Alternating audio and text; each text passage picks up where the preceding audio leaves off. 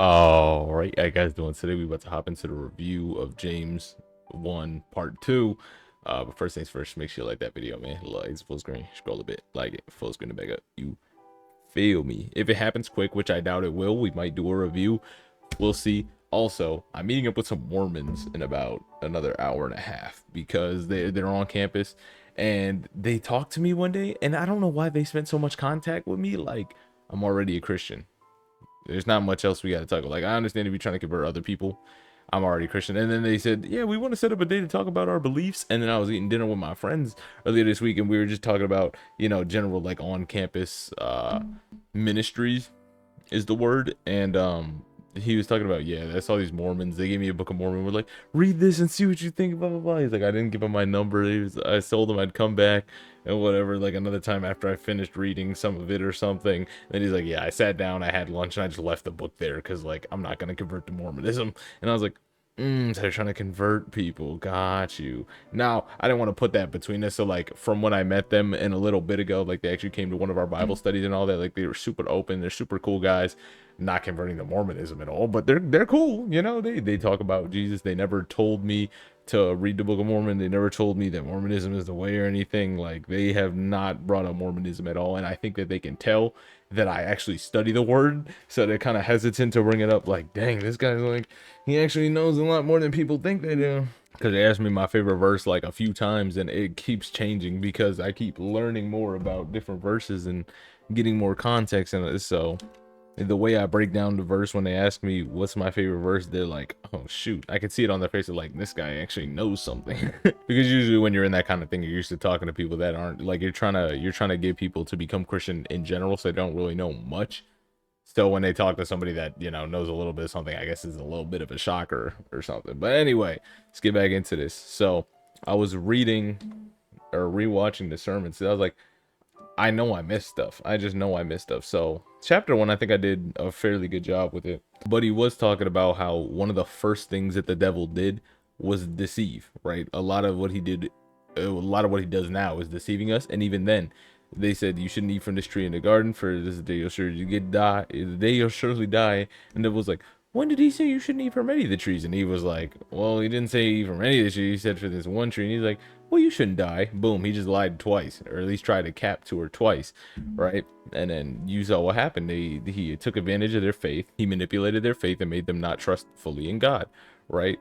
And that's kind of how he gets us, right? So then he says, when we ask wisdom, he's gonna give it to us, right? And that is a promise right there. It says, if you lack wisdom, ask God and he will give it to them. That is a promise if you ask. But a lot of what comes with that is being humble with it. You have to have humility when you're asking. You have to admit, I don't know what's going on and I need your help. And that's very hard for a lot of us to do, right? Getting on your knees is seen as a sign of a submission to somebody. So when we get on our knees and pray, we're saying, hey, God, I'm coming before you because I don't have the answers. And that's already takes humility to do. So if your prayer life is lacking, maybe it's a pride thing. And I won't lie, a lot of what I had is with that is a pride issue. Like, I ain't trying to get on my own knees. Like, not like that. But it's just like, I can pray sitting down. I can pray standing. I can pray in many different ways. And you can. But something about doing that, it just like, it feels different when you're in a submissive position. If you feel what I'm saying. Like, you're fully submitting to God in a different way than you usually would. So it kind of adds some extra flavor to your mind. And I won't say it benefits in a different way just by doing that, but I will say your mind, it might make you feel closer or more reverent, right? But he was also talking about don't lose faith, right? We ask in faith and not waver. Why? Because he said we live in such a quick society, right? Google makes it a point, right? Look at this, right? Watch this. What does, geez, I can't type. What does James 1:1 say? Oh, they took it out? They took it out. I don't know if you guys remember, but Google used to have the thing at the top that says results generated in 0.05 seconds. And they used to boast about that, right? Not saying that that's not a thing you should boast about or anything, but it just so happens that, it just was emphasizing how quick that stuff happens. But with God, he might teach you patience, right? And that's why verse 4 says, with patience, let patience have her perfect work, that you may be perfect and entire, wanting nothing, right? You can want this wisdom, but you know that it's coming. Therefore, you don't want it. You know that it's on the way. If you know something's on the way, you don't really need to worry about it. You don't need to, you know, want so to speak. It's not this wanting that it's saying here, right? That vain wanting. It's just like, hey, I want slash need this. It's on the way. I'm not gonna worry about it. That wanting is like, dang, I'm stressing out because I want something and I'm not receiving it, right? So don't be double-minded, because if you get this, right, you ask, but you ask in faith, not wavering, and then you shall receive it. It just may not happen on the time scale that you want it, but it will happen.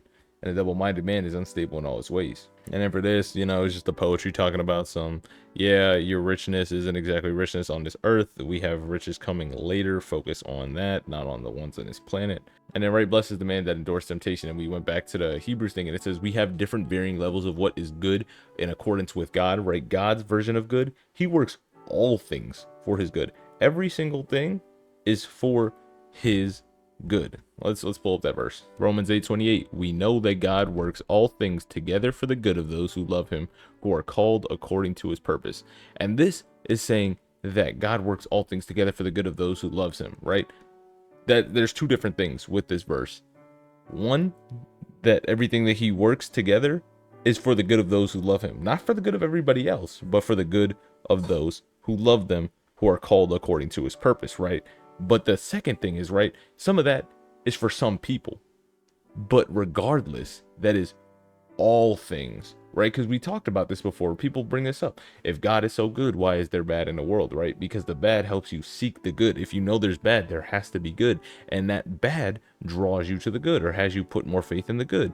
That's putting all things together for the good of those who love him, right? Us believers would see all the bad in the world and think, hey, this is causing me to lean more on God. This is causing me to want to put more effort into my relationship and have more faith in God, because there's so much bad. Let me trust in the one good thing that is fully good and never changingly good. Versus everybody else, he's working these same things, but to them it's bad. It's, hey, why is there so much bad? Why is there so much bad? Like, bro, it's good for us because we can see that it's good that there's bad, because that's evidence that there's good.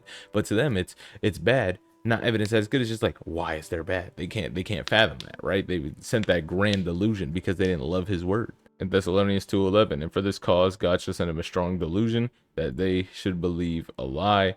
And the context, right? Even him who's coming after the works of Satan with all power and signs and lying wonders, right? The working of Satan, even him who is coming after the working of Satan with all power and signs and lying wonders. Satan has power and signs and lying wonders, all deceivableness of unrighteousness in them that perish, because they received not the love of the truth. They did not receive the love of the truth, right? It was there for them. They did not receive it. And because they did not receive it, that they might be saved, God sends them strong delusions, and they should believe a lie because they don't believe. They chose not to believe God, therefore they believe these strong delusions. And that's Satan with his all power and signs and lying wonders, right? And God talks about this within this. I think we'll get there a little bit later, right? Because when every man is tempted, he's drawn away by his lust and own enticed, right? And it was talking about Jesus at the Last Supper, how he said he has no hold on me, because Jesus said there's no part of sin that I have given my heart over to. There's no part in that I would even want to take part in. Therefore, he has no hold on me, right? Because it says flee from temptation and devil, or flee from sin and the devil. Flee. What's the name of that verse, bro? Flee the evil desires of your youth. Pursue righteousness, faith, and love and peace, and all along those in the Lord. Oh, call on the Lord with a pure heart. Resist the devil and he will flee from you. That is the verse. James 4:7. We'll get there eventually, right? So resist the devil, he will flee from you. Jesus says he has no part of me. All that has already fled him. He said it had no part of me. Therefore, Jesus could not be tempted in the same way that we were tempted, right? He's been tempted the same way we were tempted, but not. You understand what I'm saying? He's that temptation never bred sin, because he gave no part to it. He was tempted, but the devil had to show up himself to tempt him. Remember when we was fasting in the desert for 40 days, and the devil pulled up with just saying, I got the bread, I got the rulers, I got whatever you want, bro, whatever you want. And Jesus said, nope, nope, nope, and nope. And then Pastor Paul made sure to make the note that whatever death that sin can bring forth, it cannot bring forth death for us, because Jesus has already taken that separation from the Father for us. He's already taken that punishment for us. So that death, it can't bring apart for us. But we can be tempted, and we can still sin. And it said, don't err. Every good work is a perfect gift from above. Every good gift is perfect from above. That doesn't mean God doesn't send bad things to us, right? Like, I don't want to say punishments, but he doesn't send trials for us. He doesn't tempt us, but he will test us, right? It says that, we talked about that in the last video. He will test us, and that's a good thing. Every good and perfect gift is from the Father. And though our definitions of good might be different, right? He's saying, maybe for me specifically, losing your job is good because you learn, having more faith in me, you learned where you're falling short, and you learned how to trust in me more. Boom, that is good. In the moment, I couldn't see that that was good. Now that we're past that, it's a good and perfect gift from above, because it realized where I was lacking in my relationship with God, and now I'm fixing it, and we're working towards something better, and I'm happy, and so happy that it happened. Right? And technically it hasn't happened yet, right? It was just like an emotional thing right then, but like next year, I'm gonna have even more time to spend in the Word. I'm gonna have more time to do other things and not have to worry about this. And like, you know, that'll still be sad because I have the desire. That was another thing he was talking about. Like, we have the desire. Sin, it most of the time it feels good because it's fulfilling something that the flesh wants. It's fulfilling a craving, it's something. Right? I said flee from the desires of your youth. What's the desires of the youth? Probably talking about like puberty and all that type of stuff. When you first get those sexual desires, flee from those types of desires. Right? Most of the time, why did Jesus get tempted with food? Because he was in a desert fasting. Why did he get tempted with power? Because he was apart from God. He wasn't in control anymore. I mean, he was still in control. He still was God, but right, he was in human flesh. He lowered himself down. He humbled himself to our nature. When before that, he was the thing that made the world. He was the thing that held the world together, and he still was, but he was just in a different form, right? And we get tempted with, oh shoot, yeah, look at that woman. She look good, don't she?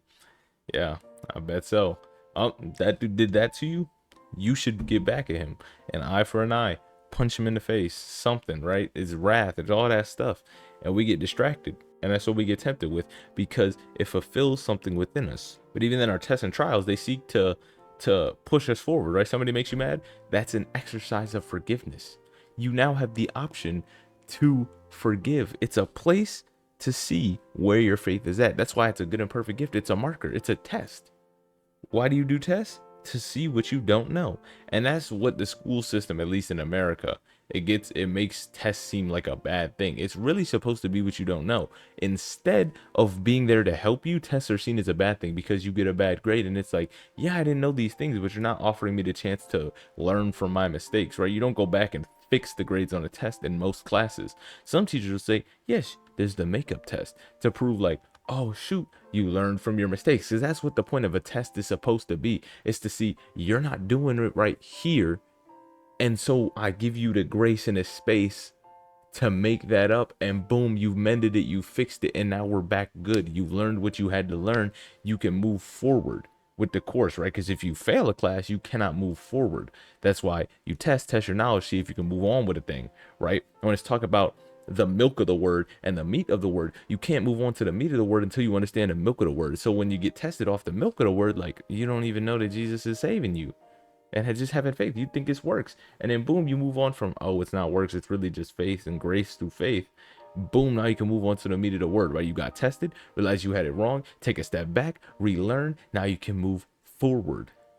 And that wasn't counted against you.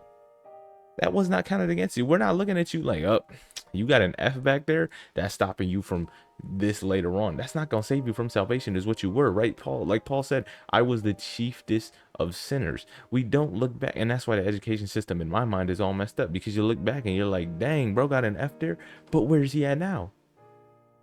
Why are we looking at his GPA like it's a 3.2 because he had one F back there carrying it down, when really he moved on? It's like, yeah, he got an F on a midterm, but on a cumulative final, he got an A.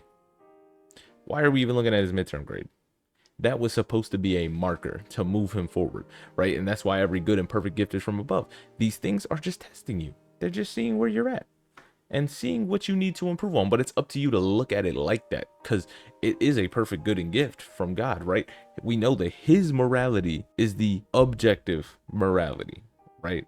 We can look at it like, oh, this is bad, this is really bad. However, he's looking at it like, man, you ain't even seeing it the way I've intended it for you. Am I right? All right, that's gonna be the end of the video. Hope you guys have yourselves fantastic rest of your day.